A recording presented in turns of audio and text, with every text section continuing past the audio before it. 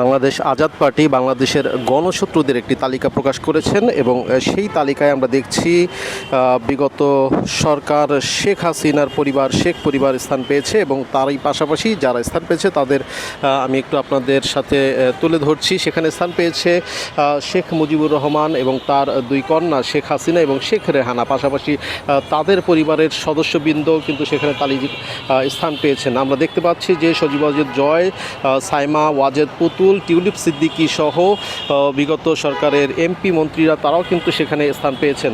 আমরা দেখতে পাচ্ছি ববি সিদ্দিকী, শেখ মনি, শেখ সেলিম, শেখ হেলাল, সালাউদ্দিন জুয়েল, শেখ সোহেল, ইলিয়াস আহমেদ চৌধুরী, পাশাপাশি শেখ ফজলে নূর তাপস, শেখ ফজলে শামস পরশ, আশিক আবদুল্লাহ, সাদিক আবদুল্লাহ সেরনিয়াবাদ, মঈন আবদুল্লাহ, ফজলে নূর তাপস সহ শেখ পরিবারের সকলে কিন্তু এখানটাতে স্থান পেয়েছেন। পাশাপাশি আমরা যদি আরেকটু পাশে যাই, সেখানে কিন্তু আমরা দেখতে পাচ্ছি শেখ হাসিনার জঙ্গি বাহিনী একটা তালিকা দ্বারা প্রকাশ করেছেন।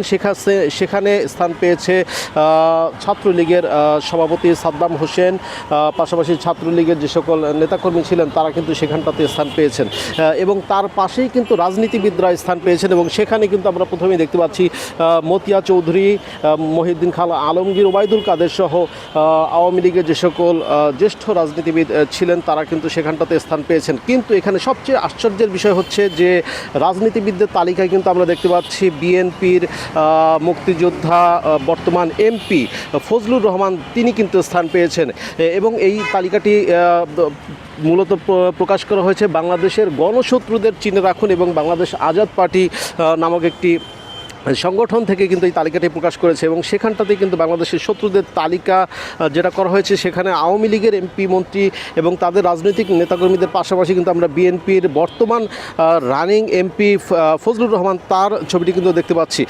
পাশাপাশি সেখানে কিন্তু আরও যারা স্থান পেয়েছেন তারা হচ্ছেন জুনায়েদ আহমেদ পলক, শাহরিয়ার আলম সহ যত সিনিয়র আওয়ামী লীগের নেতাকর্মী ছিলেন তারা কিন্তু স্থান পেয়েছেন। তাদের সাথে কিন্তু আরেকজন স্থান পেয়েছেন, সে হচ্ছে আমরা দেখতে পাচ্ছি চলচ্চিত্র শিল্পী ফেরদাউস, তিনি কিন্তু এখানটাতে স্থান পেয়েছেন। আরও পাশাপাশি তাদের আরও যারা রয়েছেন তাদের মধ্যে শামীম ওসমান, দীপুমণি সহ আনিসুল হক, হাসান মাহমুদ, আব্দুল মোমেন সহ যত সিনিয়র নেতৃবৃন্দ ছিলেন তারা কিন্তু এখানটাতে স্থান পেয়েছেন এবং তাদের মধ্যে আমরা দেখতে পাচ্ছি যে বিগত বিসিবির সভাপতি নাজমুল হাসান পাপন, তিনিও কিন্তু এখানটাতে স্থান পেয়েছেন। পাশাপাশি আমরা দুই রাষ্ট্রপতিকে কিন্তু দেখতে পাচ্ছি, আওয়ামী লীগের সময়ের রাষ্ট্রপতি আব্দুল হামিদ, পাশাপাশি বর্তমান যে রাষ্ট্রপতি রয়েছেন মোহাম্মদ শাহাবুদ্দিন চুপ্পু, তিনিও কিন্তু এই গণশত্রুদের তালিকায় স্থান পেয়েছেন। এরপরে আমরা দেখতে পাচ্ছি যে ব্যবসায়ীদের যে তালিকাটি প্রকাশ করা হয়েছে তার মধ্যে কিন্তু বাংলাদেশের স্বনামধন্য প্রতিষ্ঠানগুলোর যে ব্যবসায়ীরা রয়েছেন, মালিকরা রয়েছেন, তারা রয়েছেন। এর মধ্যে আমরা দেখতে পাচ্ছি সালমান এফ রহমান রয়েছেন বসুন্ধরা গ্রুপের চেয়ারম্যান সাইম সুবাহার আনভীর এবং তার পিতা আহমেদ আকবর সোবহান, তারা কিন্তু রয়েছেন। পাশাপাশি রয়েছেন হচ্ছে এস আলম গ্রুপের মালিক যিনি ছিলেন এস আলম ইন্ডাস্ট্রির মালিক, তিনি রয়েছেন। পাশাপাশি আরও আমরা কয়েকজন ব্যবসায়ীদেরকে এখানে দেখতে পাচ্ছি। তার মধ্যে সবচেয়ে আশ্চর্যজনক বিষয় হচ্ছে যে সেখানে চ্যানেল আয়ের শায়েক সিরাজ, তিনি কিন্তু স্থান পেয়েছেন।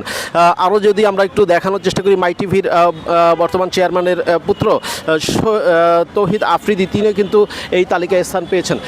এরপরে যদি আমরা একটু ডাক্তারদের যে তালিকাটি প্রকাশ করা হয়েছে তার মধ্যে গণজাগরণ মঞ্চের যিনি আহ্বায়ক ছিলেন ইমরান এইচ সরকার, তিনি কিন্তু স্থান পেয়েছেন।